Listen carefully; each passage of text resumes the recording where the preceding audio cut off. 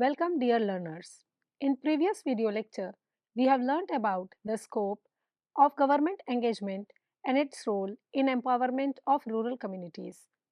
We have learnt about the provisions of government in development of basic infrastructure as well as different schemes for the upliftment of rural economy. In the present video lecture, we shall discuss about the integrated rural development programs and their benefits to the rural population.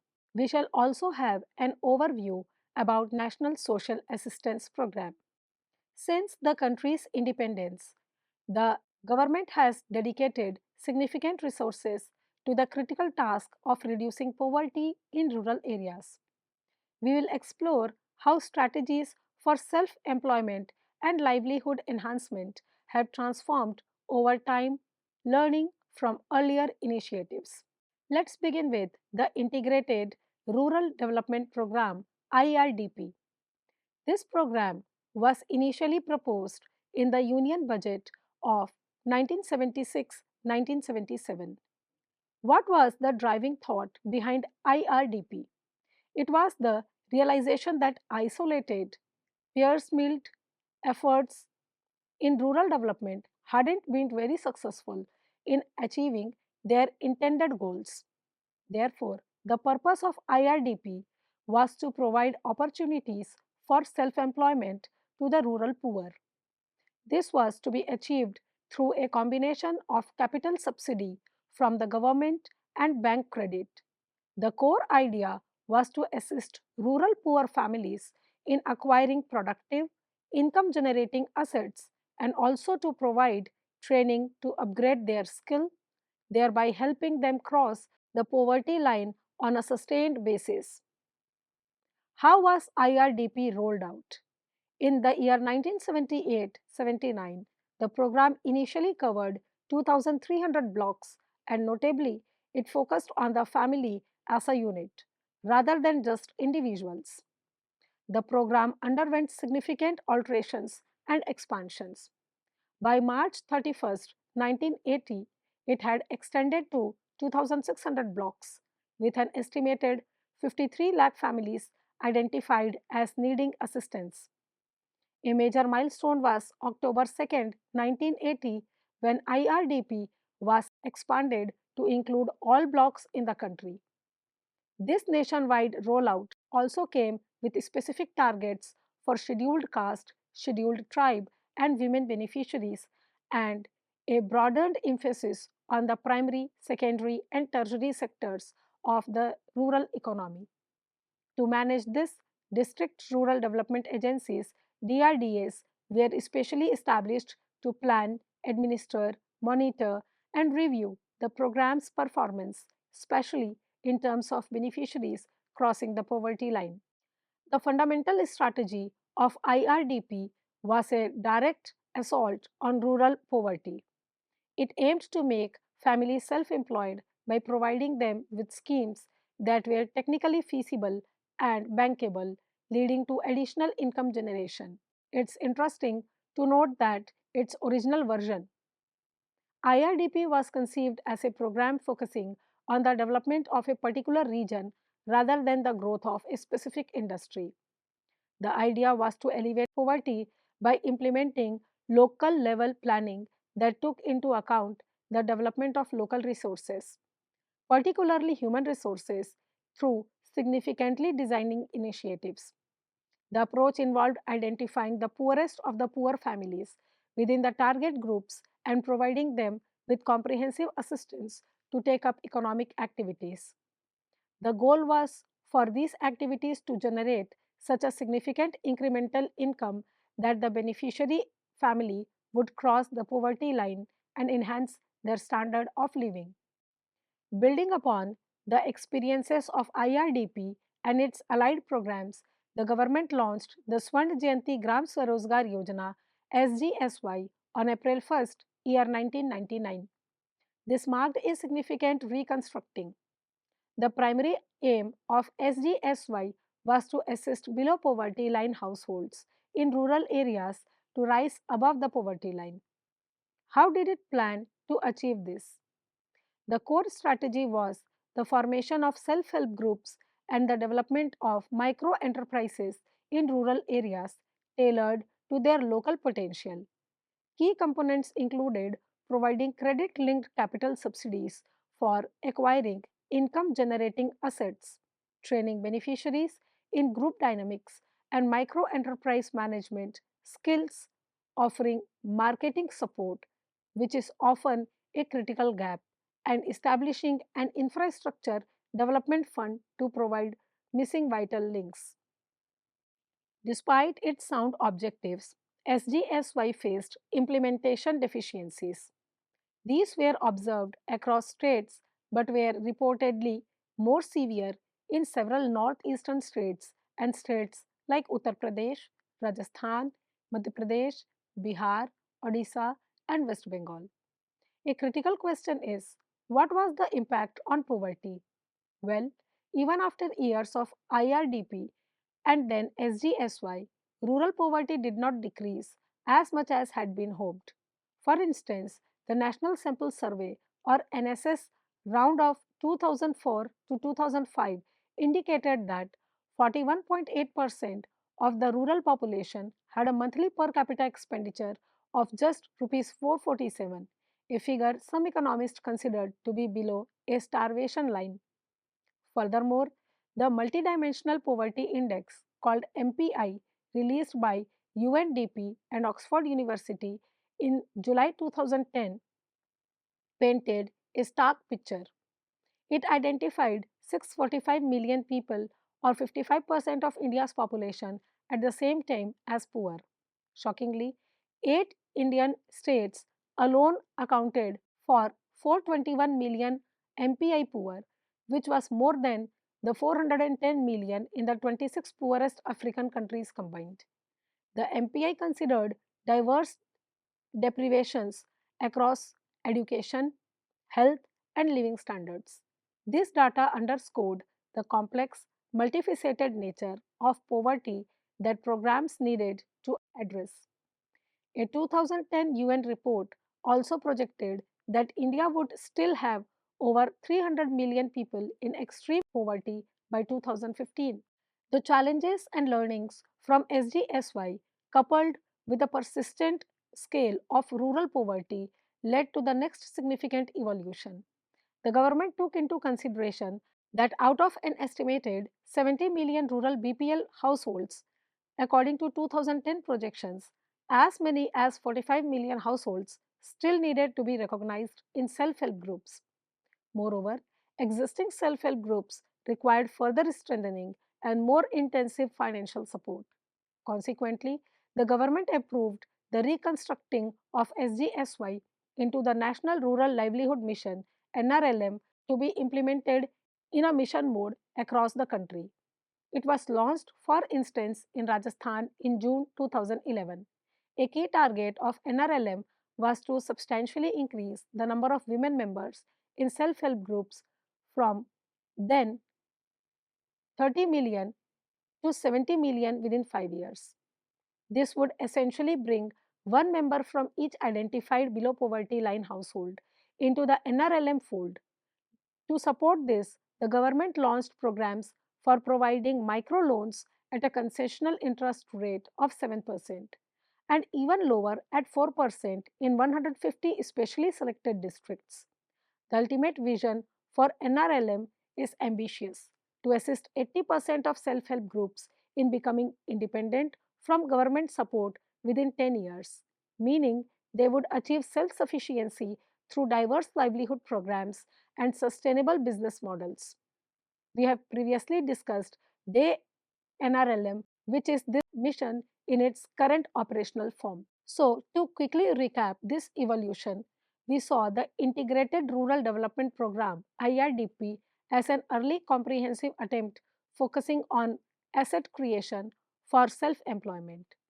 This evolved into the Swan Jayanti Swarojgar Yojana SGSY, which marked a significant shift towards the self help group model for micro enterprise development and integrated various earlier schemes. Finally, the challenges and scales of the task led to the National Rural Livelihood Mission NRLM, which was known as DAY NRLM today, adopting a mission mode approach for universal self help group coverage, intensive support, and the creation of sustainable livelihood. What does this progression tells us? It shows a clear pattern of learning and adapting strategies based on field experiences and outcomes, a crucial aspect of public policy for development.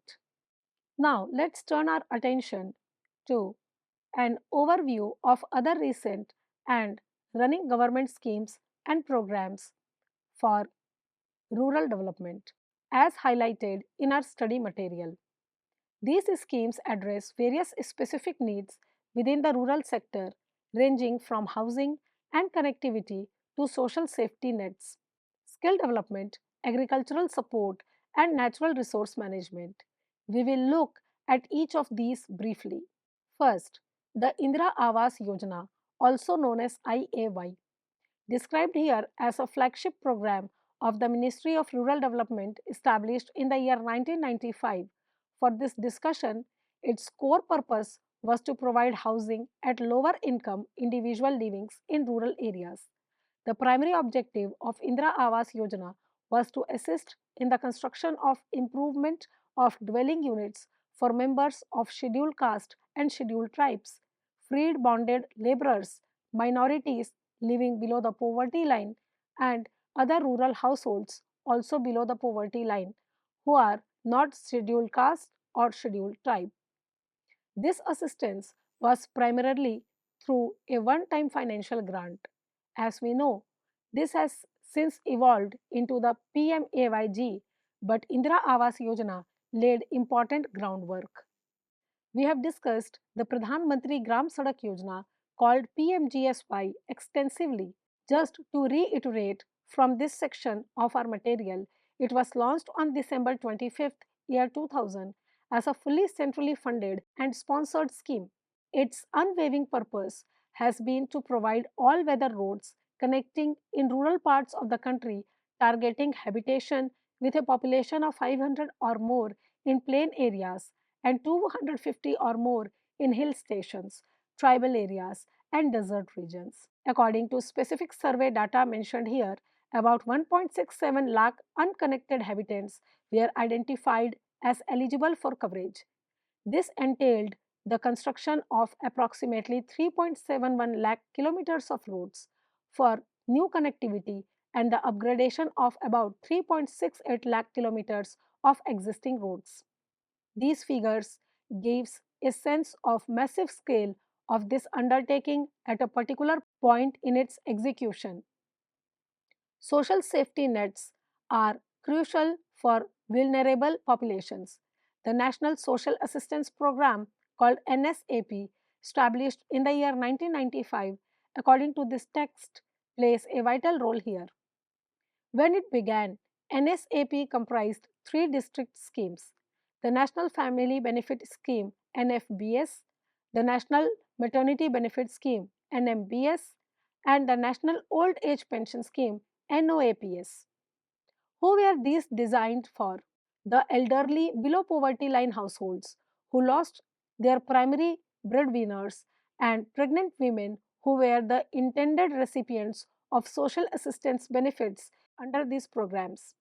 The aim was to ensure certain minimum national standards of support over and above what the state was providing or might provide in the future.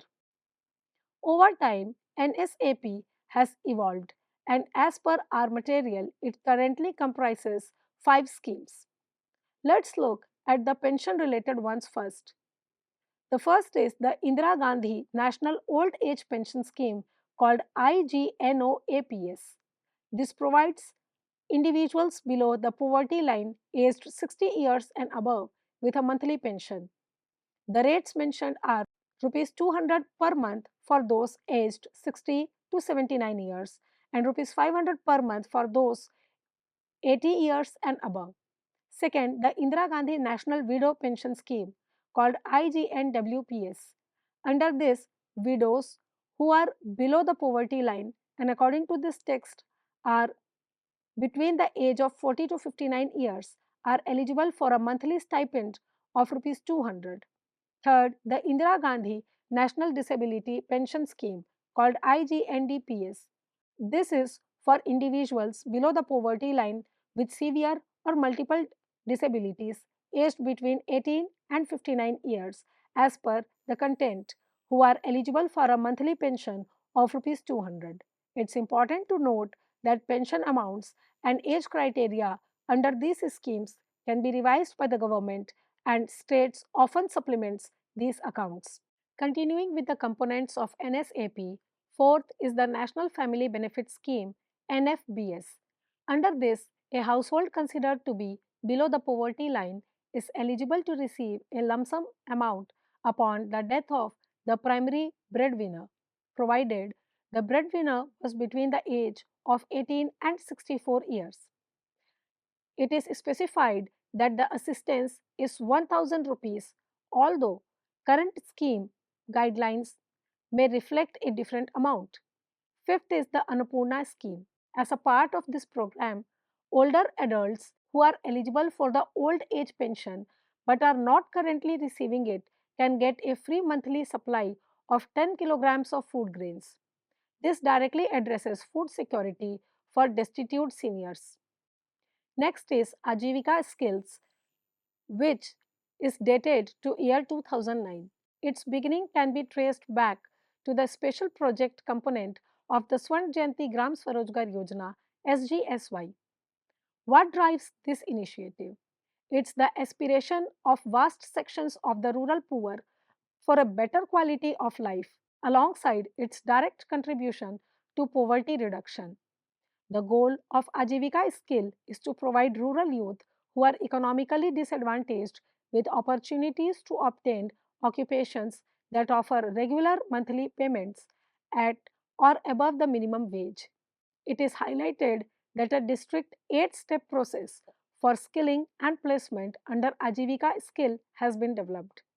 This includes building community awareness of available options, identifying rural below poverty line youth, recruiting those who are interested, counseling both the youth and their parents, making selections based on aptitude, and finally, providing knowledge, skill, and attitudes that are industry relevant to improve employability. This structured approach is key to its design. Natural resources management is critical for rural sustainability. The watershed development approach, with revision noted around 2001, has traditionally aimed at treating degraded lands. How does it do this? By using low cost and locally accessible technologies such as in situ soil and moisture conservation measures, afforestation, and similar practices. A very important aspect is that its participatory approach, seeking close involvement of the user communities. The overarching goal has always been to improve the socio-economic conditions of the resource poor populations living in these program areas and to promote the overall economic development of the region. Several key programs were brought under this watershed method over time, including the Drought Prone Area Program DPAD and the Desert Development Program DDP in the year 1987 and the Integrated Watershed Development Program IWDP in the year 1989. More recently, under the Department of Land Resource, the primary objective of these programs has shifted to enhancing the viability of quality of the systems that support rural livelihoods. To bolster the agricultural sector, the Ministry of Agriculture initiated the Rashtriya Krishi Vikas Yojana called RKVY during the financial year 2007-2008. The main purpose of RKVY is to encourage states to increase their investment in agriculture and allied industries with the aim of achieving an annual growth rate of 4% in the sector. This in turn is suspected to boost production and productivity. States are required to develop district and state agricultural plans to guide infrastructural development and catalyze production. The scheme provides states with considerable flexibility in selecting, planning, and implementing the projects. For the 12th five-year plan, an expenditure of rupees 25,000 crore was proposed.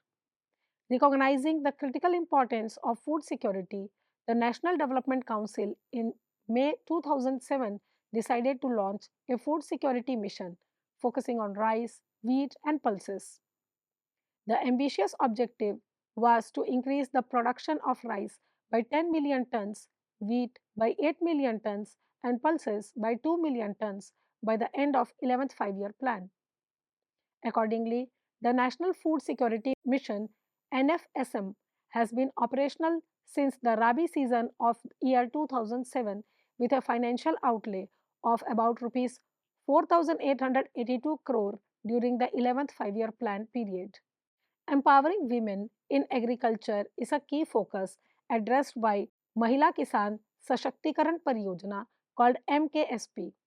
This was announced as a subcomponent of the National Rural Livelihood Mission NRLM with an initial support of rupees 100 crore during the year 2010-2011 budget. What is its goal? It is to improve the current status of women in agriculture and to significantly enhance the opportunities for their empowerment. The major objectives of MKSP is to empower these women by making systematic investments that promote their active involvement and increase their productivity. Furthermore, it aims to build and sustain agriculture based livelihood, especially for rural women, recognizing their immense contribution to the sector. Let's briefly recap these schemes. We have touched upon the Indira Awas Yojana for housing, PMGSY for rural roads, the National Social Assistance Program providing crucial safety nets, Ajivika skill for youth employment, watershed development for sustainable resource management, RKVY and National Food Security Mission for agricultural growth and MKSP for empowering women farmers. This diverse array of programs, as presented, illustrates a comprehensive attempt by the government to address multifacets of rural life and development, aiming to improve the overall well being of rural communities. So, let's sum up our discussion on the role of government in rural India. It is absolutely clear that the government plays a truly significant and pivotal role in the development of rural India, addressing economic, social, and infrastructural concerns. A primary endeavor is always the improvement of rural infrastructure. This includes roads, electricity, and irrigation system, all of which are vital to increase agricultural productivity and enhance connectivity. Furthermore, government support through microfinance and subsidies for agricultural activities and small business encourages financial inclusion and fosters entrepreneurial spirit within rural communities. And of course, employment opportunities are made available through large scale programs like Manarega, which aims to guarantee a secure means of subsistence. Beyond these, policies that prioritize education, healthcare, and the empowerment of women are fundamental to achieving a higher quality of life in rural areas. The government also actively works to bridge the gap between urban and rural India by promoting digital inclusion, for instance, through the various Digital India programs, initiatives like cooperative movements and rural industry service centers stimulate the development of local industries and skills, which ultimately result in the creation of more sustainable long term employment opportunities. In essence, by promoting self sufficiency and ensuring access to vital services, the government facilitates comprehensive rural development. This holistic approach leads to an improvement in the living standards of millions of people and fosters long term, inclusive economic growth in India's vast rural hinterland. Dear learners, in the present video lecture, we have discussed about integrated rural development programs and their benefits to the rural population. We also had an overview about National Social Assistance Program. I believe that the video lecture shall enable you in understanding about the role of government in enhancement of rural economy.